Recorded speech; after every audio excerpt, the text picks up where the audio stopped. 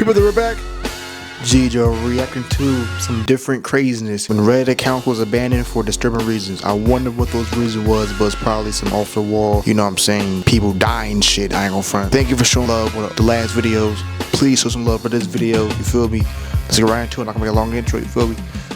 The now abandoned Sustanet account on Reddit looks very ordinary at first glance. Most of its posts were about collecting virtual pets like Tamagotchis or the wildly popular tabletop war game Warhammer 40,000. More specifically, Sustanet was interested in painting Warhammer minifigures and sharing his work on the internet. On the 1st of November 2020, he shared another one of these minifigures on the Warhammer subreddit, but this one was a bit different. The finished product. My girlfriend's 9-year-old daughter planned and painted this scheme, with a bit of help from me on the helmet and small bits. She is very proud, and it looks pretty darn good. This post didn't receive much attention at the time, but the few replies it did receive were very positive. Your girlfriend's 9-year-old daughter paints better than any pro painter I've ever seen on eBay. Great work. She should be proud. That's definitely a lot better than some stuff I see from adults. I mean, I guess right now everything seemed positive. Have a horrible time in jail. She would have been an amazing artist. She could have grown up to be such an amazing artist if she wanted to. I'm sorry, Maddie. At first, it's unclear what they're referencing, until you look a bit further. The incident started on February 26, 2024. At around 4:30 p.m., Jennifer Soto went to the Hunters Creek Middle School in Orlando, Florida to pick up her daughter Madeline, or known to most as Maddie. But when she asked for Maddie, school staff told her that her daughter never arrived that day. Jennifer initially presumed that Maddie must have gone to her grandmother's office, which was close to the school. Unfortunately, she wasn't there either. So she began searching for Maddie in the surrounding areas on her own, and also told someone to call the police. 911, what's the location of your emergency? And do you need police, fire, or medical? Police possibly. I'm reporting a missing child. Maddie was officially reported missing at around 8 p.m., triggering an immediate search and rescue effort. Over 50 members of the emergency response team went door to door in the neighborhood, asking if anyone had seen Maddie earlier that day. However, despite looking for her all night, they couldn't find a single clue about her whereabouts. The person who dropped her off at school was Jennifer's boyfriend of 7 years, the owner of the Sustanet Reddit account, Stephen Stearns. When asked about it, he claimed Maddie asked to be dropped off a few blocks away from the school so her friends wouldn't see her in Stephen's old car. So it's like around where these communities were. Okay. And it's just like in this strip. That night, Stearns showed deputies the spot where he says Madeline got out of his car, a silver Lincoln MKZ. She had also left her phone at home that morning and didn't have a smartwatch or any other trackable devices on her. But just as the situation was starting to look hopeless, investigators found their first lead. Going through her phone revealed messages she sent to her friends where she talked about running away and living in the woods after she turned 13. What the hell? This prompted a much wider search across the many hiking trails and wooded areas around the school, which unfortunately also led nowhere. With no other options, investigators turned their attention back towards immediate family, and especially Stephen. He was the last person who saw Maddie, turning him into a prime suspect in her disappearance. Stephen, however, stuck to his story. When I left her, she was on the other side of the street, rummaging through her backpack and just kind of moving towards the school area. So.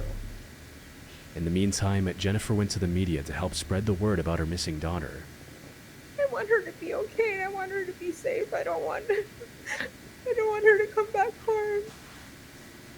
I just want her back. Whatever that means. I just want her back. What she didn't know was that the person responsible for Maddie's disappearance was sitting right beside her. You see, Stephen had told the officers about multiple locations he went to after dropping off Maddie before returning home, including a vape shop and a game store. But when officers checked CCTV footage, they saw him driving in the area, but never entering any of the places he claimed to have visited, almost as if he was just creating potential alibis in case he was ever questioned. CCTV footage around his apartment complex also showed him making a stop and discarding items into a dumpster before driving away, something he didn't mention at all during questioning.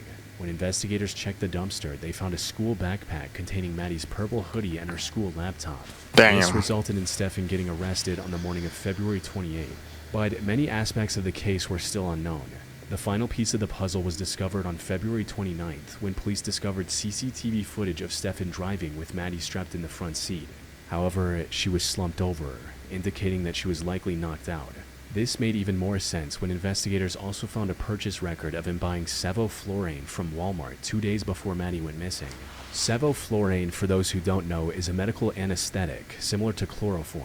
Footage from a hotel's parking lot also showed him taking her out of the front seat and putting her in the trunk. Then, on the 1st of March, investigators received a tip from someone who saw him changing his car's tire on Hickory Tree Road on the morning of February 26, and a search of the area revealed that him having to stop on the road wasn't a coincidence. In a wooded area just off the road, officers found the remains of Maddie, hidden under some grass, confirming Jennifer's worst fear. Stefan was charged with first-degree murder and was sentenced to 21 life sentences without parole in July 2024, with the pictures of Maddie he previously posted on his now-abandoned Reddit account serving as a constant reminder of his heinous crime.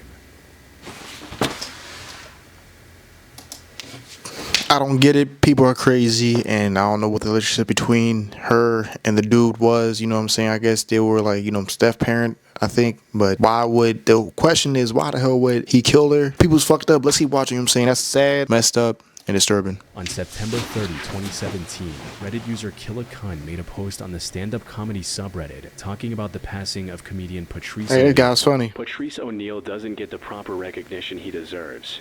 If not for his unfortunate, untimely early passing, he would without a doubt be considered the greatest comedian of all time. And days after this post. Almost a year before this post, the OP posted a picture of a baby holding a computer mouse to his ear titled, "My son thinks everything is a phone." It was a very innocent, wholesome post. Sadly, a year later, it would become a reminder of the horrific incident that happened on October 3, 2017. That day, 27-year-old Christopher Kun, the man behind the Killikun account, took his then 2-year-old son to the Levittown Town Center Walmart in Pennsylvania. But he wasn't there to shop. Immediately after entering the store, Christopher tried to shoplift a $228 soundbar. He was confronted by security officers trying to stop him from leaving. Security also called the police, resulting in him getting more scared, shouting, "You can't hold me here," and rushing back to his car with his 2-year-old son. The son climbed into the back seat, leading Christopher to make the worst mistake he could have made in that situation. He forgot to strap him into the toddler seat. Instead, he climbed into the driver's seat and sped off. He wasn't even being chased by the police yet, but he kept driving at an unsafe speed. He then tried to run a red light at an intersection just a few hundred feet from the Walmart. Unfortunately, that's where his luck ran out. In an effort to flee the scene, he T-boned another vehicle, resulting in his car rolling over. Christopher himself was buckled in, allowing him to come out of the crash with minimal injuries. Sadly, his son was ejected from the car and landed violently on the roadway, passing away on the spot. Witnesses also saw Christopher stepping out of the car and looking at the remains of his own son before continuing to flee on foot. Fortunately, the police arrived at the scene moments later and arrested Christopher, who was trying to hide in the plants next to the road. Further investigation revealed that he was under the influence of drugs, which may have contributed to his erratic behavior. Christopher also turned out to have an extensive criminal record, including theft, fraud, terroristic threats against his wife, and many more.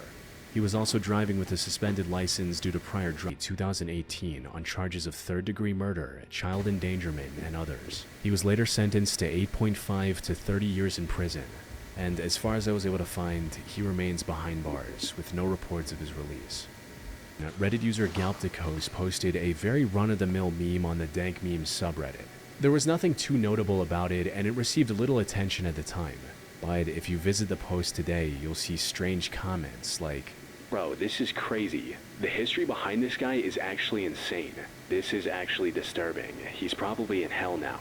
They seem very out of place at first, but learning what the owner of this account did, they're not all that surprising. You see, there were two constants on the Galpticos Reddit account, Fortnite and depression.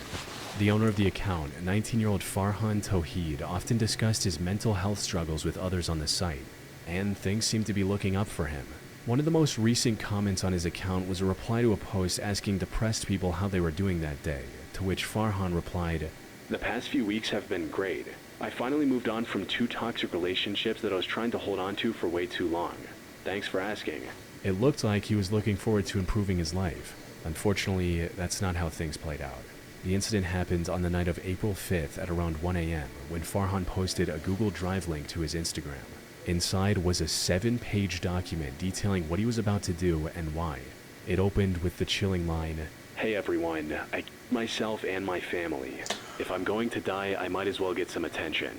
The rest of the document went on to detail the plan he made with his brother to purchase guns and Attention is another form of a drug. I ain't gonna front. A drug is a drug. That it equals a fucking drug. Bro, attention is, bro, people just want attention for all the wrong fucking reasons. I ain't gonna front. You know what I'm saying? People just be talking shit for attention. People just be starting beats for attention. People just wanna will post embarrassing shit for attention. Damn it. All this shit's all fucked up. I don't even know what to say at this point. This dude literally said, that's kind of corny. I might as well get attention if he gonna off his whole fucking bloodline. Craziness. But let's get right back into it, you feel me? I don't get it. Take out But the rest of his intention. family when the time came. He talked about how his depression had persisted for most of his life, and that there were many people who tried to help him, but they all failed and eventually ended up ghosting him. In a segment about happiness, he wrote, "It's not fair. I did everything right, every little thing right, and I'm still just apathetic. Everyone's allowed to worry about their future, and I can't even think about what I'm going to do tomorrow without enduring an existential crisis. It's not fair how everyone can be so content while I can't even fathom being happy. No matter what I do, I just can't be happy." He also mentioned his He's reason fucked for up. ending his family as well, which essentially boiled down to they'll be sad after he's gone, so this is a better option. He was clearly facing serious mental struggles, but at this point it was already too late. One of his friends noticed the concerning Instagram post and requested a welfare check. Officers arrived at the scene just a few minutes later. Unfortunately, there was nothing they could do. The house was fully locked, and by the time they managed to break in, all 6 family members had already passed away from gunshot wounds. Damn. Farhan's abandoned Reddit account as a snapshot of how he felt leading up to the brutal massacre. That's fucked up. NM writes, or Nicholas Depression should Cassolis, never became a be good, prominent horror like- fiction writer on Reddit in 2019, with some of I get it. I understand and I feel you. Being ghosted, it's a horrible thing. You know what I'm saying? Doesn't matter if, you know what I'm saying, if it's your homie, if it's a girl you just met. Being ghosted is sad and being depressed is sad. But that motherfucker was just weak. I ain't gonna front. It's like, we all go through depression. We all go through being ghosted. I heard something great. Person was like, I had it all. The fucking money, the cribs, fly coops. You know what I'm saying? And they still will not get a text back, or they might potentially get ghosted. You're not guaranteed everything this lifetime. So just, you know what I'm saying, the best thing you do is just try to find happiness. But what was he doing on a day-to-day basis to make him so fucking mad? Anything he does, he's just mad. He don't know what to do tomorrow. You know, if you're so mad, just go to the military and shoot motherfuckers. Let's keep watching, you know what I'm saying? Craziness, though. his stories receiving tens of thousands of upvotes. What none of his readers knew, however, was that the writer of these fictional horror stories would end up living through something similar himself. As a fan's comment on his last post on Reddit states, "You were always a good writer, but a bad husband." His crime first came to light on December 2nd, 2022, when a group of hunters found a human torso inside a plastic container at a hunting park in Riceboro, Georgia. When police arrived at the scene, they found another plastic container and a knife nearby. A more thorough search of the area also revealed several other dismembered parts of the same person, scattered in a 3-mile radius of the initial finding. Unfortunately, it took until May 11 to identify the person through DNA testing. This turned out to be Mindy Cassotis, a 40-year-old woman from Savannah, Georgia. The very next day, police arrested 4-year-old Nicholas Cassotis, known online as NM Writes, as the prime suspect in the case. He was married to another woman named Samantha by this point and was living with her in Pennsylvania. Investigation into his past revealed that Mindy Cassotis was actually his second wife. He got divorced from his first wife and was ordered to pay $1.5 million in alimony in 2016. Damn. But instead of paying the amount, he went on the run and married Mindy the same year. They ended up moving to many different He wasn't places over playing. the years, eventually settling in an Airbnb with her parents in Savannah, Georgia. Then, on the 1st of December 2022, he told her parents that she went to the hospital for high blood pressure related issues. There, the situation got worse, and she ended up passing away due to a stroke. Not long after Tragic. that, he moved to Pennsylvania to marry Samantha, his now third wife. This appeared to be a very open and shut case of him taking the life of his wife and running away to a new location to hide. He stood trial on August 5, 2025, and that's when he came out with his version of what happened, which to any of his readers sounded like another one of the fictional stories he used to write on Reddit. According to Nick, his name appeared in a 2016 article about exposing a scandal in the US military. Looking through that article now, it shows that his name was only mentioned in passing and had little to do with the scandal. But according to Nick, he started experiencing strange occurrences after this mention, like unauthorized charges on his bank account or mail disappearing from his mailbox. So he contacted the FBI, and that's when he met an FBI agent named Jim McIntyre. Nick claimed that Jim became his handler from that point on. He managed his finances, helped him move several times to avoid the powerful people who were after him, and even helped him sell one of his horror stories to Sony. Jim even went as far as to get him a remote job at a software company. This resulted in him and Mindy fully trusting Jim and doing everything he said, even sticking with him through disagreements. But you didn't cut ties with Jim? We did not, no. Mindy felt that Jim was our, our angel. She said, he'd made mistakes, but, we would be in the position to fix all those mistakes, and if we stopped working together, then who knows, if his resolve to see this end in our favor was going to go away, Nick then told the same story he told her parents, that she went to the hospital for a checkup and ended up passing away. He also added that the hospital had cremated her remains before he could see her. Mindy's mother later testified that she believed Nick because she had no reason not to. He also told her that Mindy likely died due to the carelessness of a nurse and that he was going to file a lawsuit against the hospital, but instead of following through, he left her house not long after. This story he was giving already sounded like fiction by this point, but Nick stayed adamant that every part of it was true. Maybe he thought this would be enough to convince the jury of his innocence, especially since there was no direct proof of his involvement. Unfortunately for him, the prosecution came prepared with undeniable circumstantial evidence. For instance, purchase records revealed that he bought things like latex gloves, a shovel, and a hunting knife set leading up to the crime. Cell phone data also showed that his car was present at the hunting park in Riceboro, Georgia on December 1st. Most importantly, investigators discovered that he was in a relationship with Samantha while he was still married to Mindy. He likely wanted to be with Samantha but didn't want to go through the divorce process again, so he decided to end her life instead. He also tried to cover his tracks by sending an email to Mindy's parents from a burner email account, claiming that he had died in an accident, just so they wouldn't think of coming after him. Nick believed that writing horror stories about familial crimes gave him the ability to lie his way out of the consequences of his actions. Fortunately, he was sorely mistaken. The trial ended on August 14, 2025, and he was sentenced to life in prison without the possibility of parole. Craziness! Crazy story. People out there, that has been the freaking video. Disturbing things. Or a Reddit account that was abandoned due to the disturbing things. Damn. Great video. Mess up video. Tragic stories. And let's keep watching these crazy ass shit. People out there that's watching, thank you for showing love. For the other video, show some love for this video. Better be out. Peace. Hold the best. Here we win. Motherfuckers. Peace.